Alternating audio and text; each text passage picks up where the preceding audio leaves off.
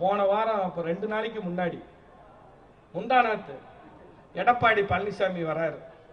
ராசிபுரத்தில் வந்து இந்த முழு பூசணிக்காக சோத்துல மறைப்பாங்கன்னு பார்த்துருக்கிறோம். பச்சை பொய்யினாலும் பச்சை பொய் கடைஞ்செடுத்த பொய் பேசுறாரு. நாங்க ஆட்சியில் இருக்கிறப்ப ராசிபுரத்தில் கூட்டு குடிநீர் திட்டம் 40% விழுக்காடு பணி முடிஞ்சிருச்சுன்னு. இந்த இடத்துல இருந்து நான் எடப்பாடி பழனிசாமிக்கும் தங்கமணிக்கும் சரோஜாக்கும் சவால் விடுறேன். எங்க ஆட்சியில தளபதி மு.க. ஸ்டாலின் வந்த பிறகுதான் துணை முதலமைச்சர் அண்ணன் உதயநிதி ஸ்டாலின் அவர்களும் சேர்ந்து நாங்க ஆட்சிக்கு வந்த பிறகுதான் அரசாணையே போடுறோம்.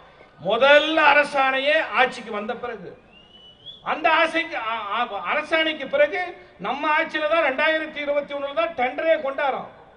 நம்ம ஆட்சியில தான் அடிக்கல் நாட்டுறோம். நம்ம ஆட்சியில தான் வேலை நடந்துகிட்டு இருக்குது. நாங்க கொண்டாந்தோம்னு பச்சை போய் பேசுறீங்க. இதை நிரூபித்தால் அதிமுக ஆட்சியில் தான் நாங்கள் ராசிபுரம் கூட்டு குடிநீர் திட்டத்தை கொண்டு வந்தோம் என்று நீ நிரூபித்தால் நான் இன்றே என்னுடைய எம்பி பதவியை ராஜினாமா செய்கிறேன்.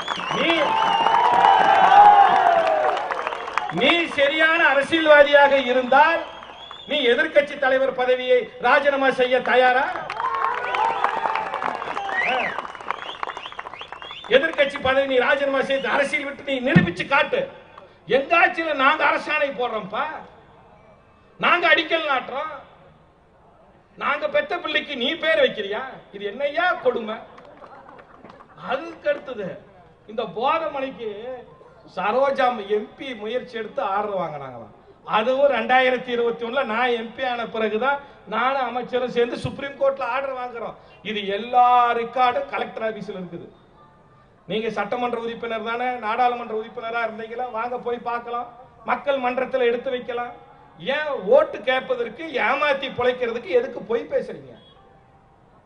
உங்களை யார் அப்படி பொய் வாக்குறுதிகளை கொடுத்து பொய் பேசி மக்களிடத்துல நீங்க வேணும்னா நீங்க செய்த சாதனைகளை எடுத்து சொல்லுங்க. பிளே ஸ்டோர் மற்றும் ஆப் ஸ்டோரில் இருந்து பாலிமர் செயலியை QR கோடு மூலம் பதிவிறக்கம் செய்யுங்கள். செய்திகளை உடனுக்குடன் பெறுங்கள்.